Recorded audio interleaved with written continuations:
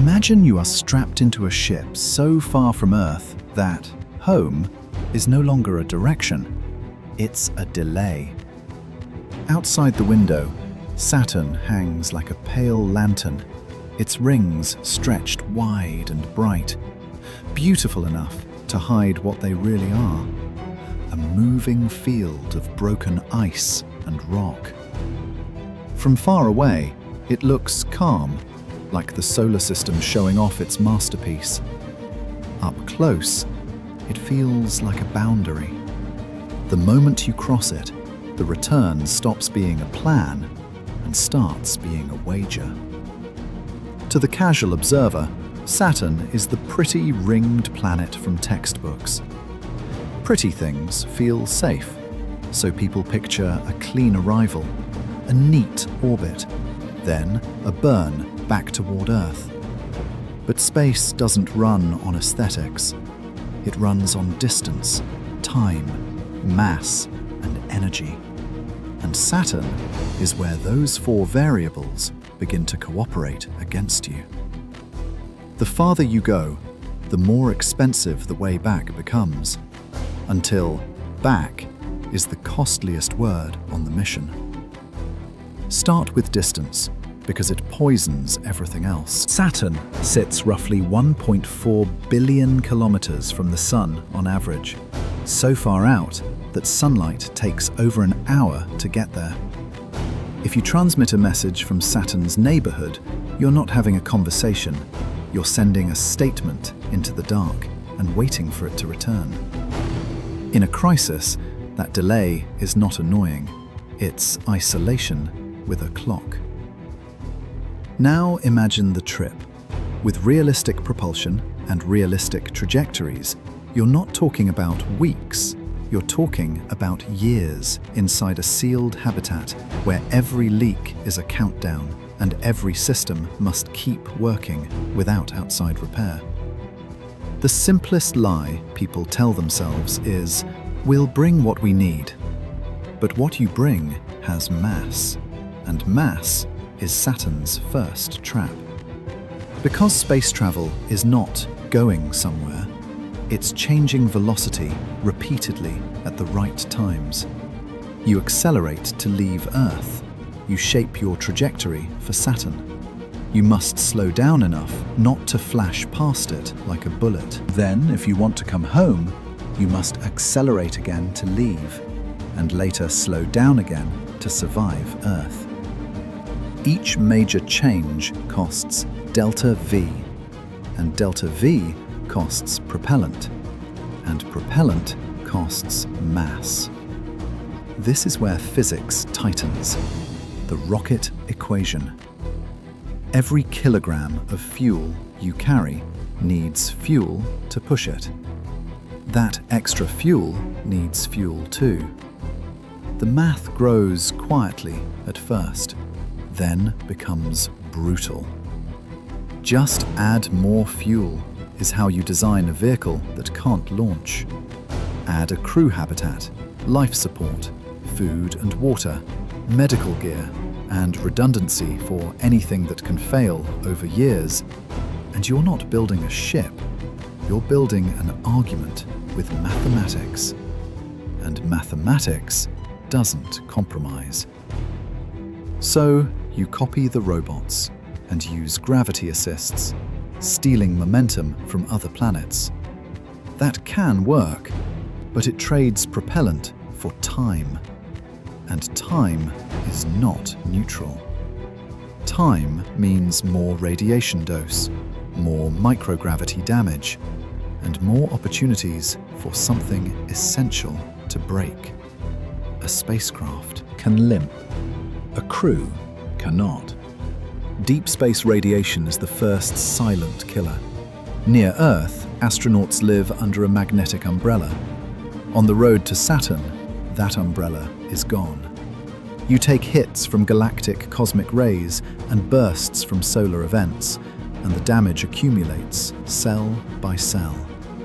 DNA breaks, cancer risk rises, and the risk isn't only later.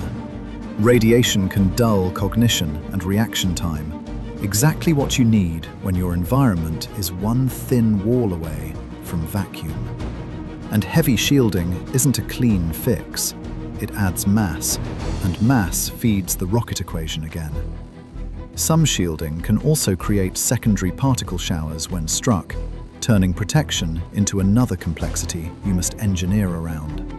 Saturn makes safety heavier, and heaviness makes Saturn harder.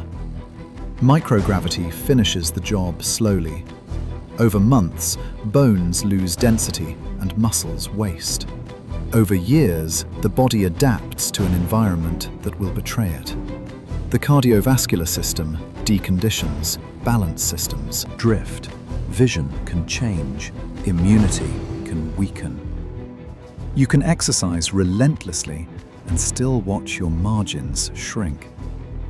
By the time you arrive, you may already be a less capable version of yourself, forced to operate more complex systems with a body that has been quietly rewritten. Now assume you survive the transit and reach Saturn with a functioning crew. This is where the destination reveals the trick. Saturn is not a place you can land. It has no solid surface waiting for you, only an atmosphere that becomes denser and hotter until pressure turns murderous and matter stops behaving. The planet offers orbit and nothing else. And orbit is not rest. Orbit is continuous exposure. And Saturn's neighborhood isn't empty. The rings that look delicate from far away are a high-speed debris system. A small particle at orbital velocity is not dust. It's impact energy. Navigation errors become collisions you don't get to recover from. Even outside the main rings, the system holds dust, moonlets, and complex dynamics that punish mistakes. So you aim for the moons, because that's the only ground available. But every transfer is more burns, more propellant, more risk. Every landing is another chance for a system to fail in an environment you cannot rehearse on Earth. And the farther you roam, the less return remains an option, because return is fuel, and fuel is mass. And mass was the problem from the beginning. There's also the calendar trap, launch windows and orbital geometry. You don't leave Saturn whenever you feel like it. You leave when the planets are aligned well enough that the required delta V is even remotely survivable. Miss the window because of an engine issue, a medical emergency, a damaged power system, and you may be waiting months for the next good departure opportunity, burning supplies the entire time. Waiting sounds passive. Out there, waiting is consumption. And the mind is not immune. A Saturn crew would live with monotony, confinement, and the knowledge that nothing is coming. Small interpersonal fractures become structural cracks when the environment is already hostile. Sleep disruption, stress chemistry, and morale are not soft factors. They change performance, decision quality, and the probability of a mistake. And in deep space, mistakes don't come with second chances. Saturn turns psychology into engineering because human reliability is part of the life support system. Communication delay turns all of this into solitary horror. You can't call mission control and get coached through a repair in real time. You report the problem, wait, act, wait again. By the time guidance arrives, the situation may have changed. In the Saturn system, you are not a crew with support.